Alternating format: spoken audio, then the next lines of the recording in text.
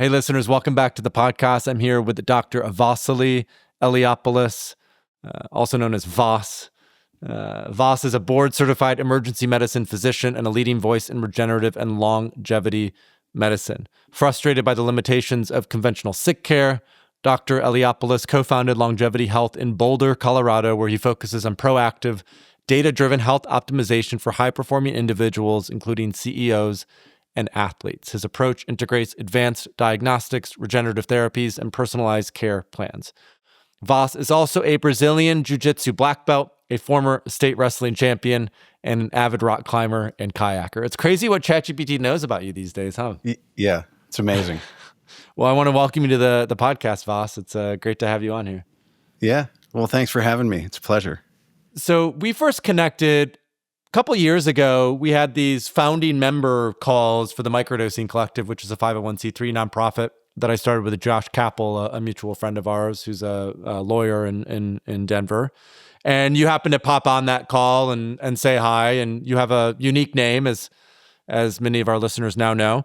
And so when Josh mentioned we should reconnect, when I was at a dinner with him a few months ago and told me what you're up to, I was really fascinated by this overlap of longevity medicine, stem cells, exosome, peptides, psychedelics, functional medicine, like blood markers and biomarkers. And so my opening question is how does someone go from being an emergency medicine physician, which I see as sort of in many ways, the pinnacle of allopathic care, which is someone has an emergency and it needs to be addressed, to sort of going the other direction, being at the pinnacle of regenerative medicine and longevity health, and something that focuses much more on prevention and diagnostic than it does on, addressing this emergency that's come up. Tell me a little bit about that transition for you and even the polarity of those two modalities. Yeah, I love it. I think astute question, Paul. I think the root for me in medicine was really that I wanted to help people. And in medical school, I had a really hard time figuring out what I wanted to specialize in. So a lot of people don't know this. You go to medical school, and then when you graduate, you have to actually be trained in what you do in some specialty or subspecialty. And for me, that was a very difficult decision because there were a lot of things that I enjoyed doing, but I really wanted to have a meaningful impact on people's lives. I wanted to now, a lot of people don't know this, but emergency medicine is the only specialty that will take care of people without, asking them who their payer is first. And I was I think you mentioned I was in the Peace Corps. And so I was heavily involved in malaria research at the time and wanted to do something that would train me to be functional and useful in the developing world setting where I still had a lot of work that I was involved with. And so emergency medicine ended up being the choice because it gave me the kind of training that I wanted, and it helped me impact people in a way when I thought they were sort of, at the, where they needed the most help, when they needed the most help, when they were in their most dire need. And so that's how the emergency medicine sort of choice was made. And fortunately or unfortunately, emergency medicine is at the forefront of a lot of the changes, both positive and negative, that happen in our traditional healthcare system. And so is inordinately impacted by a lot of the negative things that are happening in the traditional system. And ultimately, really what that led me to is a lot of frustration in what I was doing on a day-to-day basis. And it wasn't the patients or the care or what I was doing with the people who I was working with as patients, but it was the system failures that are sort of magnified in that setting that really led me to be really dissatisfied with traditional medicine. I felt that we were not helping people in the way that would be most impactful for them. And I know that sounds strange because, was I saving lives every day? I mean, literally, yeah. I even forget, my wife, people ask me stories like, tell us stories about the ER. And I forget all the things because my wife has to remind me, be like, tell them the story about, this one. And but anyway, it was really my frustration with the traditional medical system that was magnified in that sort of crucible of when things are sort of most dire. And I was looking for really a way to sort of practice medicine the way that I thought it should be practiced. And I think another side of this is I was on my own health journey. So I have a familial high cholesterol syndrome that's genetic. And so if I'm not treated aggressively, my cholesterol will run like 450. So it was found, or higher sometimes. So stress had a lot to do with that. I found, when I was in periods of higher stress in my life, my cholesterol would be higher, no matter what I ate, no matter what I did. So I was seeing myself in my patients on a daily basis in the ER. And I had this internal monologue that I would have. I would see a patient and I'd be like, well, that's me in 15 years. That's me in 10. That's me in 7. And then when it sort of got too close for comfort, and mind you, I'm seeing all my friends who are trained at like all of our best, most elite institutions in this country and doing what they're telling me for my cholesterol. And still I'm on the road like, okay, 1 prescription, 2 prescriptions, levels, continuing, and, I coded somebody who was younger than me and he looked a lot like me. And I remember thinking, this is too close for comfort and I need to do something else. And so on my own journey, I literally left the farm, so to speak. I had to sort of leave the system to come up with solutions. And it was not just my cholesterol, but also, I trained jujitsu, I'm a lifelong grappler, climber. These things are hard on your body. I had knee, shoulder issues and was looking for solutions for all of these things and found better solutions outside the system than I did inside the system. And so that culmination of like frustration with the system, recognizing, man, I'm doing one thing for my patients and I'm doing something totally different for myself. For me, it was time to transition. And when I left, very successful private practice here in the Denver metro area, everybody thought I was crazy. They're like, what are you, you're going to open a cash-based practice doing preventative like that's, it was just insane. Now they're all like, hey, how did you do that? Like what, do you need other doctors? So now there's more interest, but it's been an interesting journey. What do you think has been a big inflection point for that interest in this type of medicine over the last 5, 6, 7 years? Like what has really turned more people on to the longevity health and, peptides and stem cells and even psychedelics? What is it that's happening right now that are getting people? And I love that you loop psychedelics in there because they're really important. And for me personally, and for I think the future of medicine. So for me, no question, hands down, COVID. The crisis that happened, no matter which side of the political aisle you stand on, I think everybody realized the healthier I am, the better off I'm going to be. Whether it's COVID or whatever it is, whether it's cancer or some other terrible diagnosis down the line, no matter what it is, the healthier I am, the better off I'm going to be. And COVID sort of put the spotlight on that. Like people who were not healthy were way more likely to have big trouble. And people who were healthy were way less likely. And then the reality that we trust these institutions and systems that were, for better or worse, like in some degree of chaos, and a spotlight was then shown on, hey, we're trusting these people to make decisions for us, and maybe I disagree with them. Maybe it's clear, like, from my perspective as a physician, there was a lack of transparency. And even just from masking from the beginning, like, no, you don't need a mask, to, well, now put a rag on your face. Like, it doesn't matter, like cut up a t-shirt, throw it on there, like whatever. Oh no, now you have to mask.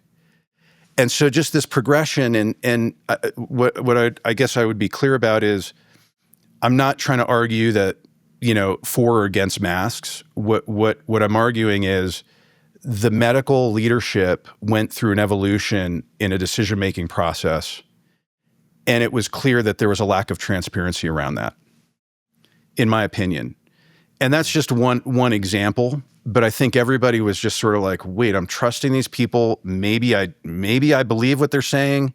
Maybe I don't. But whatever it is, I need to take some more ownership over what these decisions are for me and my family.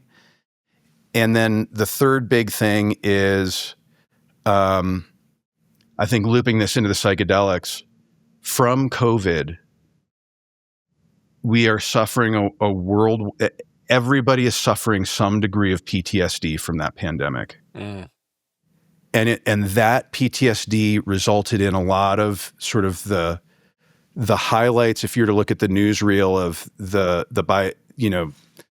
polarity that existed politically and in the media, is clearly this is a PTSD response. And people are still suffering and working their way through that to a lesser degree than they were a couple of years ago, but it's still there. And I mean, hands down, psychedelics are the best sort of treatment for that. So anyway, I got a little rambly, but it was COVID. People realized I need to take more ownership over my health decisions. Mm-hmm. I can't just blindly trust what some organization is telling me. Mm-hmm. And realizing I need to be, I need to be healthier, and I need to take that into my own hands. If I just go to my primary care doctor and do what I'm told, I'm not going to get the best advice on what to do for health and longevity, particularly because we're not trained in the traditional system to give that kind of advice. And that was going to be my next question, because I've had this idea, which I won't share too extensively on this podcast because it's a course that I want to build on what's this overlap between psychedelics, peptides, stem cells, HBOT, hyperbaric oxygen therapy for regenerative medicine. And so my next question for you is, like, when it comes to medical schools and longevity health or regenerative medicine, what training exists out there today, if any at all, for medical doctors who are coming into the profession, or even medical doctors who are already in the profession who want to, make the leap into longevity, medicine or regenerative medicine? Yeah. So in short, there's no traditional training program that trains people in none. So this gets into accreditation and what is like an ACGME accredited residency and training program, the Board of Medical Examiners. So we have a formalized structure. There's institutions, there's certifications. So like when I say I'm board certified, like most people have no idea what that means, right? But basically there are different specialties that are certified to be a part of sort of like the medical curriculum in allopathic or traditional medical schools. And then really it's the residency trainings where that training is imparted onto the new generations of doctors. There is no formal regenerative or longevity medicine training in that system. You have to step outside into these sort of non-accredited organizations to get some form of formal training. And I would argue that the best training is actually, you're not going to find it at, so Academy of Anti-Aging Medicine, or A4M, is a commonly sort of an event that I think just happened this past weekend, right? So they have big conferences. I think they're a great organization. Traditional medicine doesn't look at it as a real medical organization. It's a little bit like, those crystal waving, like it's a little crazy. If it worked, we would be teaching it in our residency programs. But I guess what I would say is you have to understand that where traditional medicine comes from, right? We come from, we're trained in first what's normal, physiology and biochemistry. Then you spend a whole year on that. Then you spend a whole year on what's abnormal. So the pathology, when things go wrong, things that we know of, so there are textbooks in pathology. And then from that, what treatments do we know are evidence-based for these pathologies? But it's all pathology driven. Right. And so I think the best example here is what is pregnancy? Is pregnancy a pathology? It's clearly not. I mean, it's a normal, natural state of being. It's how we procreate. It's how, it's not a pathology, right? But just that simple distinction, all traditionally trained doctors approach every medical scenario as a problem to be solved. Huh.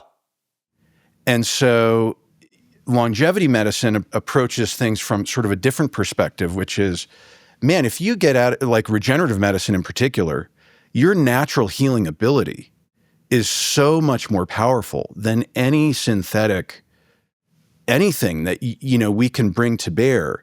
So how do you amplify that? How do you unleash that to become more robust?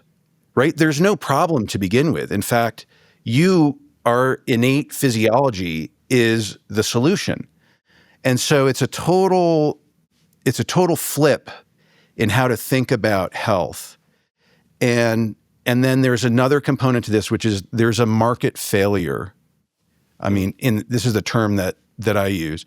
There's a market failure in how we bring therapies into the traditional medical system. And what that means is nobody is going to invest the time or energy or money to bring a new therapy into the traditional system unless it's patent protected and they can, return a profit on that. And so if you start thinking about food, right, from that perspective, like, of course we're not trained in that. We don't have like an army of drug reps educating, our country of physicians on diet, nutrition. Like there's nothing patentable there. There isn't an army of drug reps educating doctors in this country about stem cells, and actually stem cells probably the wrong term. It's, stromal cell therapy, or cell therapy, because your cells are non-patentable, right? So I harvest a cell from you, process it minimally to concentrate the stem cell or the stromal cells, and then give those back to you either as an injection or an IV. Like there's nothing patentable there. So how do you educate a whole country of physicians in that if there's no profit? This is what I mean. There's a market failure in how we bring these therapies. So you need a patentable therapy to be able to have sort of the risk-reward ratio to drive someone to push this education in the traditional system. And doctors are kind of, I think, are blind to this. I was, for sure. So I'm speaking, maybe other doctors are more aware, but I doubt it. So anyway, lots of reasons. Yeah, there's a couple things coming up for me as you unpack this. One is this concept of iatrogenic medicine, which I first read about through Nassim Taleb in Antifragile, where he talks about a lot of healthcare issues are more from over-intervention than under-intervention. Yeah. If you look at a lot of deaths in hospitals, for example, that because it's usually because there was some sort of operation that actually didn't need to happen necessarily. Yep. So iatrogenic medicine is sort of rife within our system. And when you pair that with, as you said, this sort of corrupt market is what I'm hearing, where the emphasis is not necessarily on the health of the individual, but on the profits of the system, then you develop this sort of monstrosity where the businesses are incentivized to keep people as sick as possible to maximize shareholder value, which, as we know, is now leading to the Maha movement, and I think is also leading to regenerative and longevity medicine. And so my next question sort of builds on that, is how does regenerative and longevity medicine sort of flip that on its head, where the incentives are not necessarily just about these patentable interventions, but they're actually focused more on like true health and true wellness for the individual who is navigating it. So I agree with you, and I would just edit one little component of that, which is, I think, so from where I sit and my perspective, I think a lot of people think there's some conspiracy, or like, I don't think anybody, whether it's the CEO of a big pharma or company or one of these other like Medtronic or Stryker, one of these big successful medical device companies, I don't think anybody in those companies really want people to be sick. Right. But what they want is utilization. Right. And so I don't think that anybody in the traditional system wants to keep people sick, but they do want to maximize how much their product is used. And I think there's a distinction there. And then the other thing I would say, and a lot of people don't like to say this because they don't want to put doctors in the crosshairs, like, doctors in general, I think are well-intended. I think most people, the amount of work that you have to put in, if people really want to make money, they go to Wall Street or real estate or big oil. There are other industries where making money is sort of like, that's the goal, right? I think most doctors are in medicine because they do want to help people, and they're smart enough that they don't want to just go work in a brokerage house somewhere. But what that's led to, particularly the generation that I came up with, everybody was like, I don't want to be involved in the business of medicine. I just want to heal people. And that's a problem.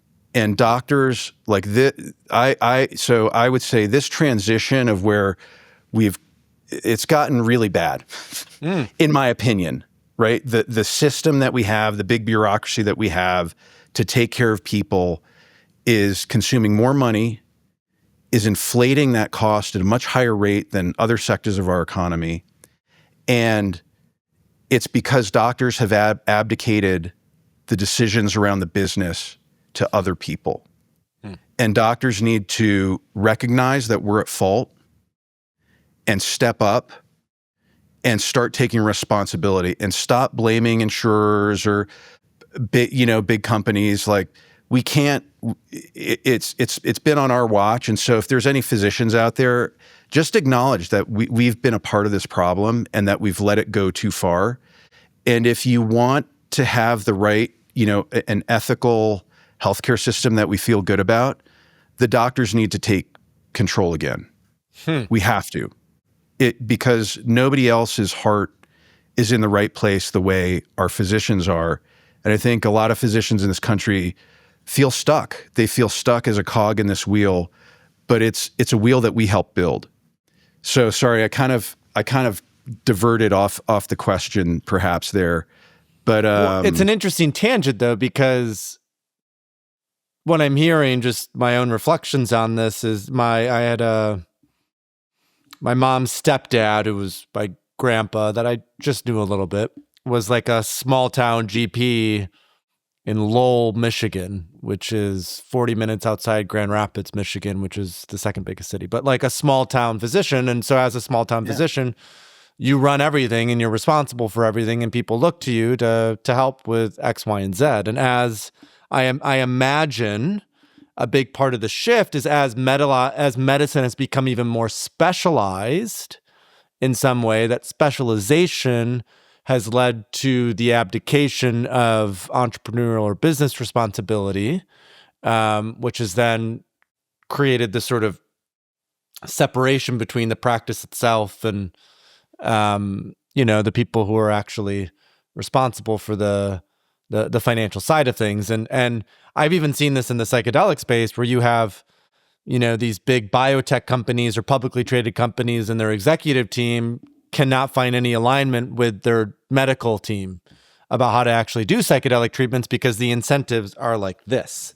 Yeah. And I think in our current world, the incentives that win then is not necessarily the patient-centered care. It's often the financial requirements from a shareholder perspective.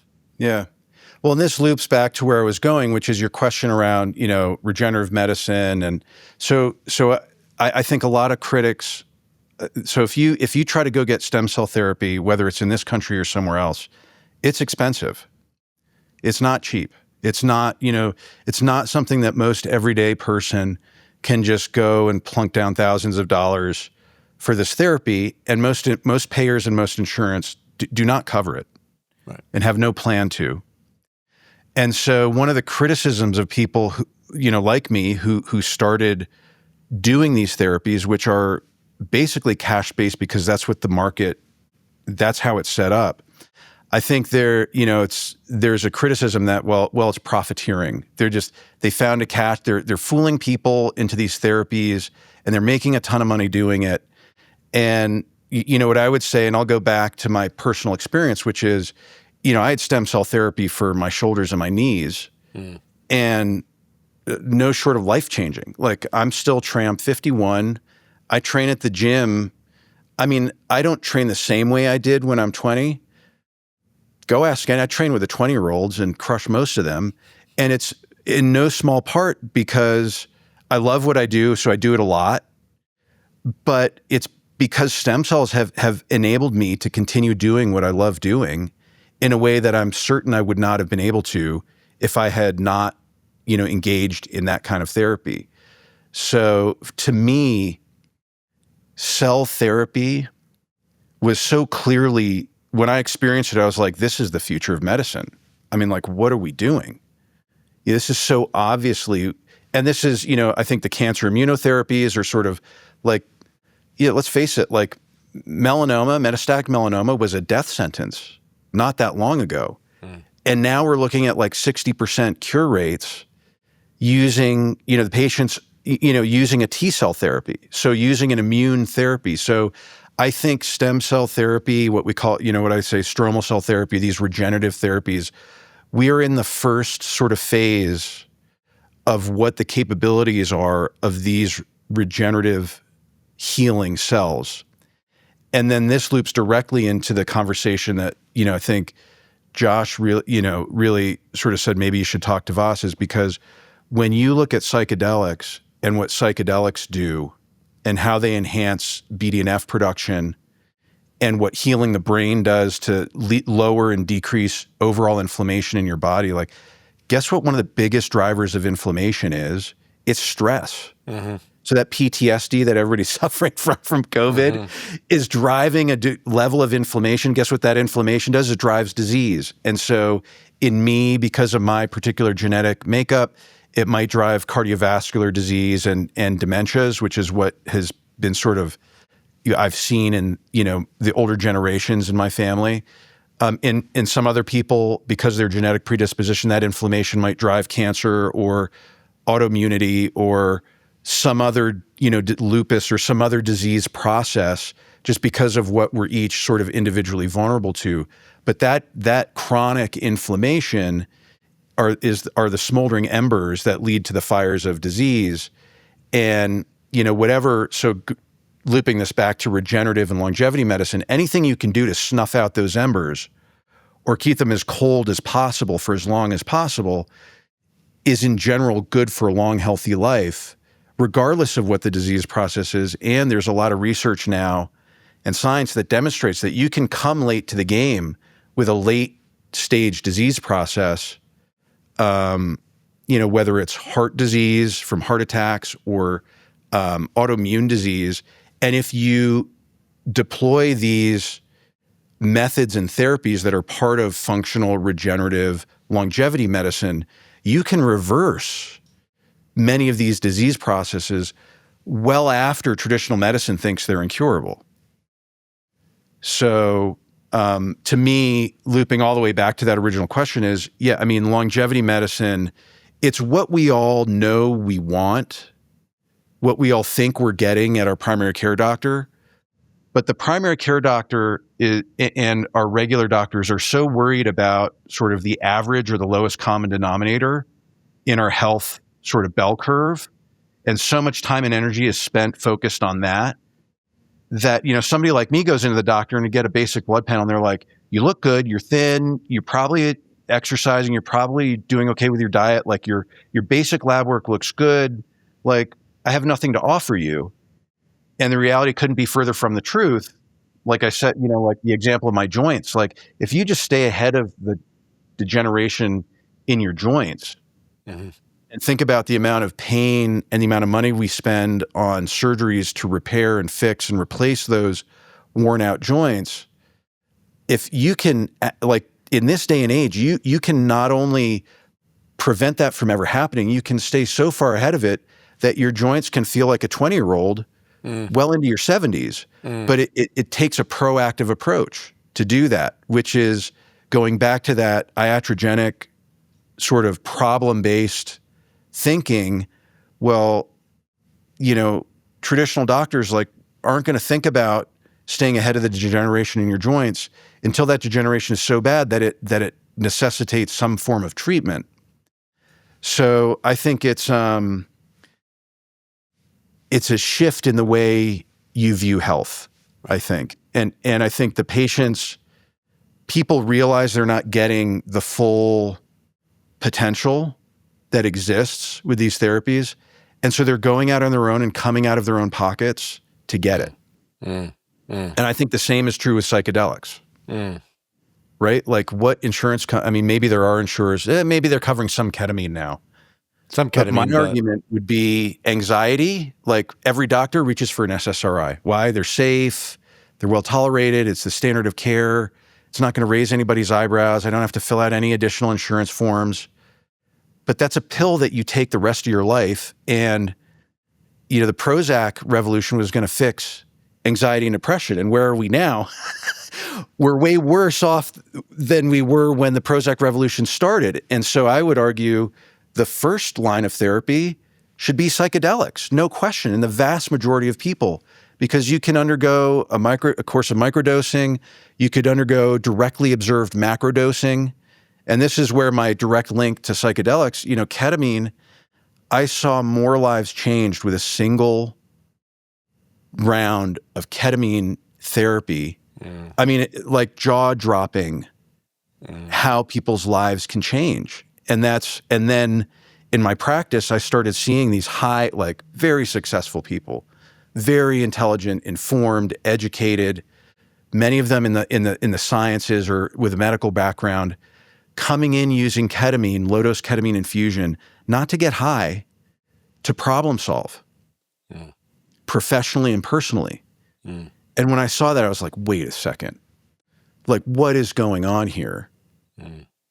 And then, that led me to Michael Pollan and it's a route that I think many of your listeners are familiar with. And you're like, as a doctor, I was like, wait a second, like this is, and then that led me to my first, journey, my first psilocybin experience, led me to my first MDMA experience. And I could, like I said, stem cells were there are a few things in my life that have been life-changing. Like the Peace Corps was one of them. I mentioned stem cells. Psychedelic therapy, life-changing. Wow. Life-changing. Incredible impact on me for my marriage is better. My kids are healthier because I'm healthier. Right. Like I make the shift and I can see it in my children. It's incredible. So to think that psychedelics, and then where the conversation we've had previously is you combine stem cells and psychedelics with peptides, with these biologic, naturally occurring healing cells and molecules, there is nothing more powerful and absolutely the future of medicine. No question. This is where I wanted to go next, because a lot of what you had talked about previously was, and we had mentioned this in our initial connection call as well, is we're pretty close to addressing a lot of these physical issues, as we've talked about. The challenge now is looking at the brain and brain health and neurodegenerative diseases like Alzheimer's and dementia and things like that. And so I'd love to hear you talk a little bit about, in your own work at Longevity Health, as you've been working with executives and ex-athletes and, very much high performers, what are you noticing at this overlap? And you are in Colorado as well, which is interesting in and of itself, because Colorado, through the Natural Medicine Health Act, has now legalized a lot of these natural medicines, which is fantastic. Yeah. So I'm curious, what are you noticing and seeing as it relates to this overlap between psychedelics, peptides, and even stem cells, specific to brain health and brain function and cognitive function? Yeah. So these therapies are synergistic, meaning you could employ one alone and they will work well if you use them properly, right? And so that's a big caveat. It's like psychedelics aren't for everyone. And I think for most people, there are some hard medical contraindications, meaning like there's some people who, man, if they've got really advanced schizophrenia that's difficult to control, like maybe psychedelics might not be the right sort of like, hey, let's step on the gas there. Right. That doesn't mean it's a no-go, but there are some medical indications where it's like, yeah, like pump the brakes, right? But for vast majority of people, for most people, psychedelics are totally safe, particularly when dosed properly and used properly. But I would say that the soft contraindication would be the medical term, meaning it's not like medically no-go, but most people haven't done the psychological work to be able to fully utilize what they're going to get. And some people are just flat out not ready. Mm. And they know this themselves. Like if you sit down and have an honest conversation with somebody, there are some people who are like, they're scared. They're like, whoa, that... And usually to me, that's an indication like there's some work that needs to happen for them to be ready. And sometimes it's just a matter of understanding what the therapy is and how it could be used. But I think if you've done that education and you've warmed them up to the fact like, hey, this is a medicine. If we use it the right way and the right reason, people see some of the data, the fantastic data that's, people spent years, Hopkins and King College and other places. And it's nice that these places have, high academic, recognition and reputation because people trust it more. But there are some people who just aren't quite psychologically ready for, hey, like here's here's everything you need to see. Some people need to do some work to do that. But if they're ready and if it's medically safe, psychedelics help to cure some of the most difficult to treat problems that exist in medicine today. And a great example is brain injury. And then I would argue, what is dementia? Right. But a chronic brain injury. And from what? From inflammation, from chronic inflammation. And so if you think about it that way, well, you can, if you start very early in the process, I would argue we probably already have the playbook to prevent many brain, diseases and disorders that are currently called incurable. Now, I'm not saying you could take advanced Alzheimer's dementia and do a couple of rounds of psychedelic therapy and cure it. But if you find the people who are at risk and you follow the advanced biomarkers, whether it's, beta amyloid 4240 or p-tau 214, these are proteins that we know build up in the neurons and create the protein tangles that accelerate the inflammation. But guess what the buildup of those proteins is caused by is inflammation.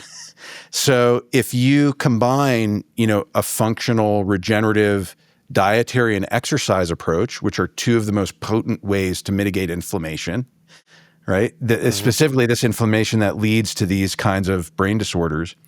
And we also know that these brain disorders are linked to a decrease in the production of brain-derived neurotrophic factor, which is a protein that you and your listeners are probably, acutely familiar with. Mm-hmm. So the decline in BDNF production, well, guess what the best way to treat that is? Psychedelics, as far as I'm aware. And now there's some other non-psychedelic nootropics. There's Chinese medicinal.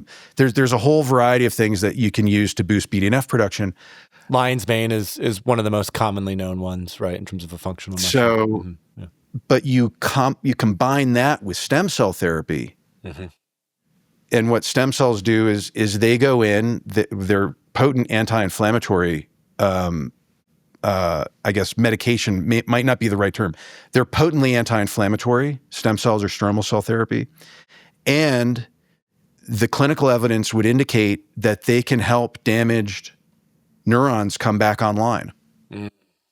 So I think the solutions that need more research and perhaps tweaking, like I brought up that immunology, example with melanoma, I see cell medicine when combined with these other natural therapies like psychedelics, plant medicine, and then peptides. We haven't really talked about those, but naturally occurring proteins that exist in your system, enhancing, those protein levels, particularly the proteins that are engaged in neural repair or cell repair. That's a playbook to try to head off the development of dementia, well before it begins. But again, it takes a preventative approach. And then my follow-up question to this, I'm looking at the time, and we could extend a little bit, but I'm like, we could do a whole episode on peptides in and of themselves. Yeah. But I'm curious, Alzheimer's and dementia are better known, but what about things like ALS or MS, multiple sclerosis? Those are two that I hear a lot of talk about as well. Yep.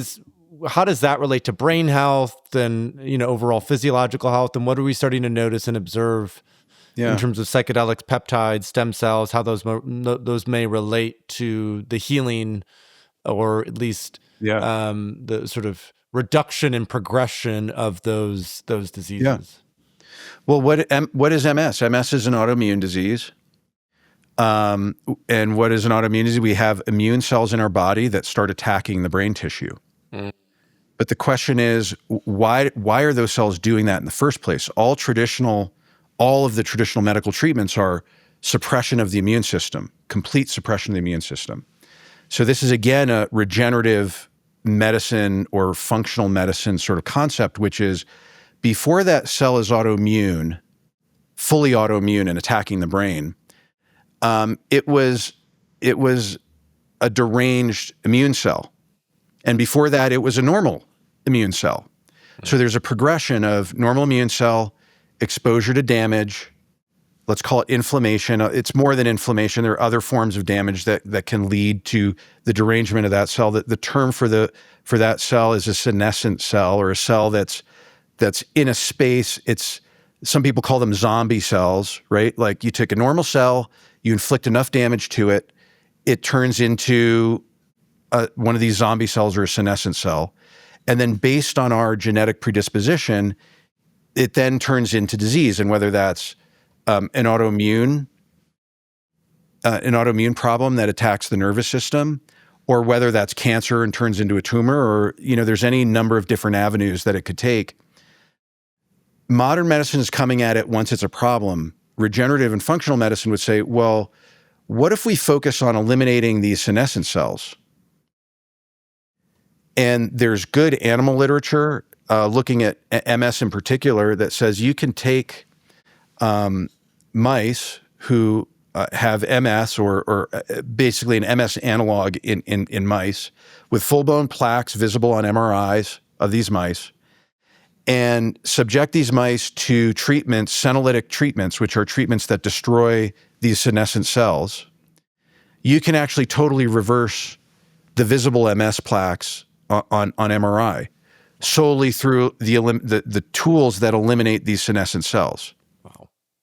What are tools that eliminate senescent cells? Well, the best one's fasting. Mm-hmm. Guess what? That's not patentable. What's another therapy? Stem cells. One of the way that stem cells heal is through the identification of diseased or diseasing cells and triggering apoptosis, which is a process by which those cells destruct. Mm-hmm. So, NAD plus, is there any relationship between NAD plus and these senolytics as well that will help? So NAD isn't so much considered a senolytic, but it's something that helps maintain that healthy state, preventing the cells from this. You want to keep the cell healthy and dividing in a healthy fashion. Mm. And the other process is that cell gets damaged in some way, it triggers a senescent, pathway, and that pathway snowballs. So those cells secrete terrible stuff that affect the cells around them, and turn those other, if there were good cells, make them senescent, and that accentuates this disease process. So whether it's ALS, whether it's autoimmune or it's prion, like the reality is we're not even really sure what's the real cause of ALS. And maybe ALS is actually there's more than one etiology. And MS is another good example. There's probably more than one true trigger and the trigger for one person to land an MS diagnosis and the trigger for another person to land an MS diagnosis could be totally different. But the syndrome that their body manifests is what we call multiple sclerosis. And so I would argue, I think that as we learn more about these senolytic therapies, and if medicine were to devote more time into the studying what we do know, we're going to be better able to develop these sort of cell-based or natural-based solutions to drive the autophagy, which I could see a future where a lot of these diseases are totally reversible.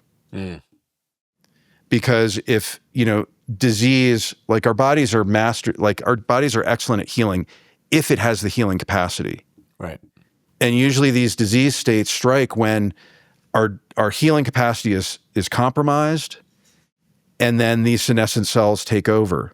So imagine a scenario where you're slowly chipping away at the disease and the senescent cells while accentuating the regenerative capacity. The capacity to heal can be, I guess I would spiritually make a statement, this is not scientific, that our capacity for healing is infinite if we can enable ourselves to be in that state. I don't know if that makes sense. Well, it's almost like I would look at it as if we can enable ourselves to be in a state of resourced, like energetically resourced, and I mean, we didn't get into this, but also the power of belief of shifting and changing as well is a big part of that. And oftentimes connection to something greater, source, God, even nature, allows for that system to be healthy enough to believe in a shift and a change and an evolution. So, well, and this starts stepping into a territory, and I know we're close on time, but it's traditional medicine has swung, right? So even in the 50s, right? Like, so I had a mentor who, was practiced pre-antibiotics, grew up, practiced medicine, pre-antibiotics. He was an incredibly impactful mentor for me at Cornell Medical School. And he had a couple of statements that sort of shocked me. One of them was like, yeah, it's too bad you can't lie to patients anymore. And I was like, whoa, like rocked my world. I was like, what are you talking about? And he said, well, back in the day when we were in the hospital, we didn't know what was wrong with anybody. We didn't have any like we'd done every test we knew, and there weren't that many tests anyway, and we didn't know what was going on. He's like, we just put, some thiamine in one of these glass bottles. He's like, thiamine is that B vitamin, it's bright yellow. He's like, back then the IV bottles were glass and the tubing was plastic. And we would say, we're going to put life-sustaining nutrients into your IV, and then you inject the thiamine and you see it like going, and he's like, and then you slowly drip it down, and they would watch it, go down the plastic tubing. So it's like fluorescent. It would go into them. We'd all stand around in our white coats. We'd be like, do you feel better? Yeah, I feel better. Okay, go get the discharge. Like, get him out of here. Because I mean, literally this is, and it sort of shocked me, but it gets to the point of what you're saying is like the belief and your healing ability is so much greater than you're aware of. And traditional medicine has swung from being people who were mainly, it was bedside manner.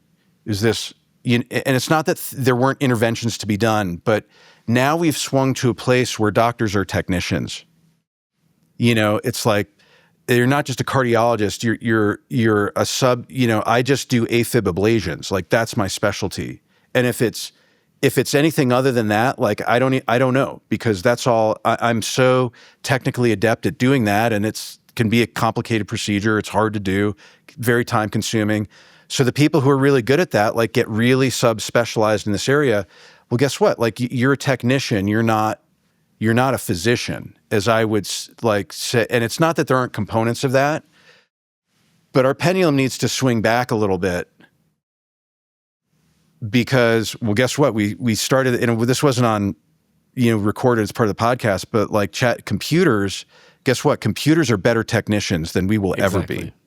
Exactly. And if you don't think it's a matter of time before if, these physicians who are thinking algorithmically and performing a task that technically could be done by a robot and a computer better than it can be done by a human,